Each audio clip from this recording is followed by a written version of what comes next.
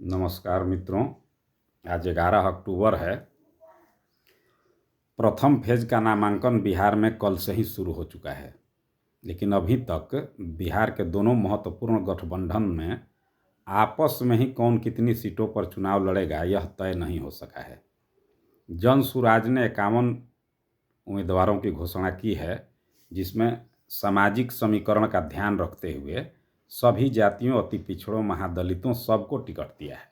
51 में अभी तक उनकी जो टिकट वितरण रहा है वह सबको सम्मान देने वाला रहा है। इन दोनों में तो अभी यही तय नहीं हुआ है कि कौन कितनी सीटों पर लड़ेगा, इसलिए टिकट की बात अभी नहीं हो रही है।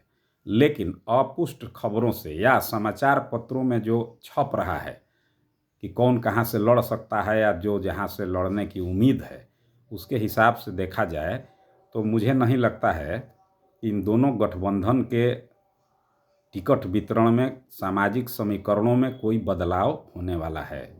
ये अपने पुराने लीक पर ही चलेंगे और जिन जातियों को ये लोग सत्ता में दोगुनी, तिगुनी, चौगुनी आबादी के हिसाब से टिकट देते रहे हैं, वैसा ही इस बार भी करेंगे, ऐसा लग रहा है। 1-2 दिन अभी लगेगा इनके टिकट वितरण में, तो उसके बाद फिर हम लोग बात करेंगे।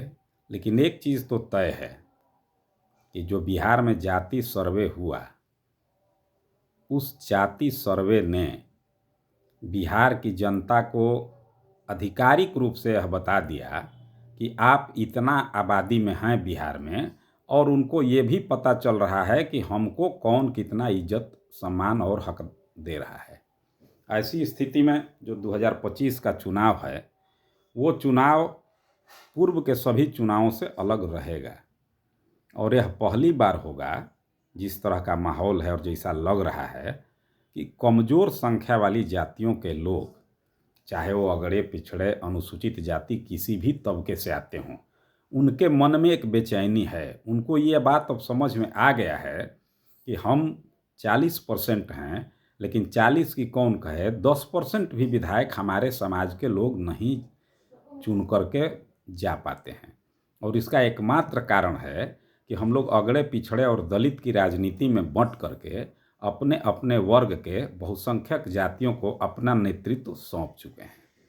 अगर वो हमारा नेतृत्व करते हुए हमारे साथ न्याय करते तो कोई ज़रूरत नहीं था कि कमज़ोर संख्या वाली जातियों के लोग अपना कोई अलग मुकाम बनाने का सोचें या टिकट की बात सोचें। विधायक बनने से कुछ बहुत नहीं होता है, तब जब वो विधायक ईमानदार हो, सबके साथ न्याय करता हो। अगर कोई विधायक ईमानदार हो और सबको एक समान दृष्टि से देखे तो वह किस जाति के है इसका कोई मतलब नहीं है। लेकिन दुर्भाग्य से हमारे यहाँ स्थिति यह है कि जहाँ जिस जाति की आबादी जाता है और उस जाति का ही विधायक भी जब चुन लिया जाता है, तो कल को कोई झगड़ा हो, लड़ाई हो, आपके साथ कोई अन्याय हो, तो थाना पर आप जाएंगे तो थाना पर FIR दर्ज भी नहीं होगा और उसके लिए भी आपको पैरवी की ज़रूरत पड़ेगी। तो आपका तो कोई है नहीं विधायक, सांसद, तो पैरवी करेगा कौन? तो आप वहाँ कमज़ोर पड़ते हैं। ये सिर्फ FIR की बात नहीं है, सैकड़ों इस तरह के काम हैं जिन कामों से लोग अपनी जीविका चलाते हैं, पैसा कमाते हैं।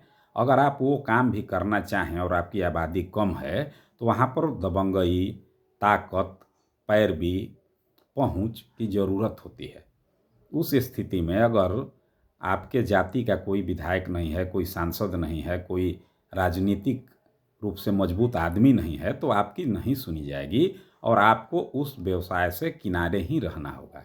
यानी एक तरह से आप दुनिया के महत्वपूर्ण व्यावसायिक जो चीज़ें हैं जिनसे पैसा कमाया जाता है, उससे आप दूर रहते हैं, आपको उसमें घुसने ही नहीं दिया जाता है। तो 2025 का जो चुनाव होने वाला है, मेरी समझ है कि कमज़ोर संख्या वाली जातियों को, चाहे वो किसी भी दल से लड़ें, आपका प्रयास होना चाहिए कि हम अपने वोट की ताकत से कमज़ोर संख्या वाले जातियों के अधिक से अधिक लोगों को विधानसभा में भेजें। भारत के संविधान ने हर व्यक्ति को एक वोट की ताकत दी है। आज सामाजिक परिवर्तन और सत्ता पर कब्जा करने के लिए तलवार चलाने, बम फेंकने और संघर्ष करने की कोई ज़रूरत नहीं है। स्वर्गीय कांसी राम जी कहा करते थे कि वोट की ताकत से हम सत्ता को कब्जा करेंगे। आप देख रहे होंगे कि आज भी बसपा बहुत आंदोलन में ध्यान नहीं देती है। वो इसलिए नहीं देती है कि उसको पता है कि उसके लोग बहुत आर्थिक रूप से कमज़ोर हैं।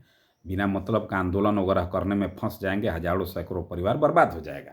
तो जो भी कमज़ोर संख्या वाली जातियों के लोग हैं, उसका 90% हिस्सा आर्थिक रूप से भी, शैक्षणिक रूप से भी हर तरह से कमज़ोर है। तो आपको इस तरह का कुछ नहीं करना है कि जिससे आप किसी परेशानी में पड़ें। आपको सिर्फ अपने वोट की ताकत का इस्तेमाल सही ढंग से करना है। हर स्थिति में आपका वोट किसी भी राष्ट्रवाद, सामाजिक न्याय, धर्मनिरपेक्षता, संविधान बचाओ, इस तरह के खोखले नारेबाजी में फंस करके नहीं देना है। यह तय है कि राजद की सरकार आएगी तो कौन लोग मजबूत होंगे, बीजेपी की सरकार आएगी तो कौन लोग मजबूत होंगे, जदयू की सरकार आएगी तो कौन लोग मजबूत होंगे, ये आप जानते हैं। खुल करके नाम लेने की कोई ज़रूरत नहीं है। तो वैसी परिस्थिति में 1-2 दिन में सभी दलों के टिकट बंट जाएंगे तो फिर हम लोग चर्चा करेंगे। लेकिन आज की जो स्थिति है वो यही बता रही है कि इस बिहार के महत्वपूर्ण दल राजद गठबंधन और बीजेपी गठबंधन, एनडीए और महागठबंधन, इन दोनों के चाल, चेहरा और चरित्र में कमज़ोर संख्या वाली जातियों को लेकर के कोई बदलाव नहीं दिख रहा है।